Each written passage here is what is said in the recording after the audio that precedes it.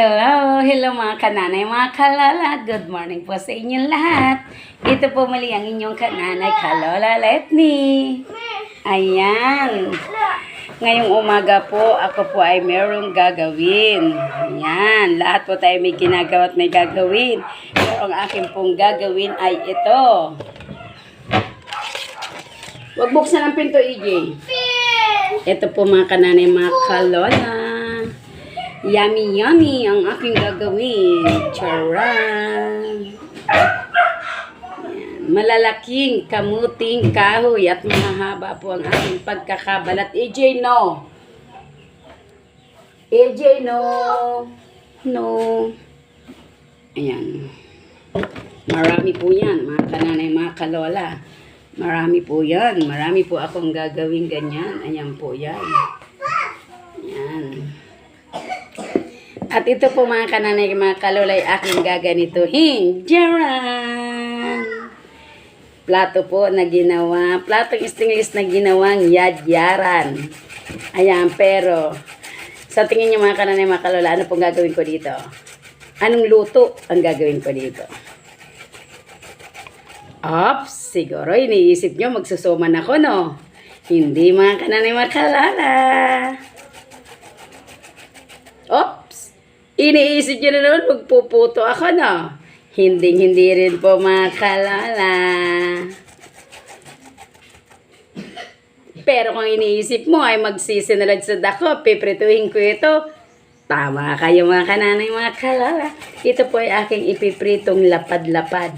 So, saka bilog-bilog. So, ang tawag po sa amin yung lapad-lapad na pinirito nito ay sinaludsud. Awan ko lang po sa inyo mga kananay, mga kalola kung anong pang tawag niyo dito. Sa iba po ay sinalab. Pero ang gagawin ko po rito sa pagkakataon ito ay sinaludsud. Para maiba naman. At ito po yung aming almusal ngayon. Para hindi laging kanin-kanin. Para hindi laging chubby-chubby. Pero wala pong masama sa chubby. Maganda nga po yun. Kaya lang ay sinasanay ko po yung aking mga apo, mga kananay, mga kalola, na kumain din ng iba't ibang ahoy kung tawagin po sa ibang tawag, iba mga laman ng mga kamuti, saging, balinghoy, gabi, kung ano-ano. Sinasanay ko po talaga sila hanggat maliit pa para una, at higit sa lahat, hindi sakitin ang kanilang mga tiyan kahit anong kainin nilang pagkain. Pangalawa, mahal na po ang bigas ngayon mga kananay, mga kalola, at hindi pa po natin alam kung ano yung mga darating pampanahon. Hindi po sa lahat ng oras ay lagi natin papasaganayin ng ating mga adunakis at mga apo. Habang bata pa sila ay matuto na po sila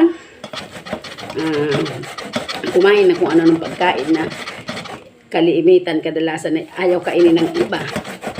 Lalo na yung ibang mayayaman, hindi man lahat. Pero hindi nila alam, ito pala herbal pa rin sa ating mga kalusugan, sa ating katawan. So, kaya yan mga kananay, mga kalola. Ayan. Ayo po ay magyayayad. Ang haba po niya mga kananay, mga kalola. Kaya ibig sabihin, madami siyang mayayad. Ayan. O, wag kayo dyan. Hindi po ako masyadong mga kananay, kalola sa pagyayad, pero hindi po ako masyadong sanay. Kasi yung pong aking anak minsan nagyayad, pero ngayon, sinasanay ko na po ang sarili dahil kailangan tayo lahat. Sanay tayo sa bawat. Ayan. Pasok, dali, pasok kayo dito. Ayan po aking mga apo. Pasok, pasok, at may bata dyan, tala. Nangangagad po kasi mga kananay, kalola yung kapitbahay namin bata. Anak yung kapitbahay yung bata. Lagi po nangangagad yung apo ko. Kaya pagkakuha pasok sa ako, may nangangagad dyan, napasok lang po sila. Pero papawisan din po yung kananay, kalola sa ano po, mahirap po pala. Pero lahat ng mahirap, kailangan tiisin. Saka i-enjoy.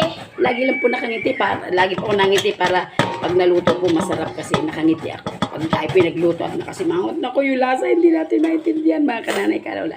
Kaya enjoy po natin yung ating ginagawa at isipin natin na ito isang uri ng paglilingkod natin sa Panginoon. Dahil sabi po sa Biblia, nabasa ko po na ano man daw po yung ating ginagawa, ito po yung gawin natin na parang sa Diyos natin ginagawa. So itong aking pangyayad yan, ini-enjoy ko. Lagi ako nakangiti mga kananay, kalola, kasi iniisip ko, ini-enjoy ko na ako binigyan ng buhay ng Lord. Kaya nagpapasalamat ako na nagagawa kong ganitong bagay ng normal. Mami! Dahil sa kanyang biyaya, habang pag-ibig at malasakit. Ayan po. Ito pong apo ko, oh. Nakabantay sa akin habang ako nagyayadyad. Ayan po yung isa, yung kuya. Asan na ikaw, kuya? Magahi ka, kuya. Ayan. Nasaan yung isa? JR? Pasok ka dito. Ayan. Sige po mga kananay, mga kalola. Abangan nyo na lang po mamaya kapag ito naluto. Kakainin ko na. Yummy, yummy. God bless all.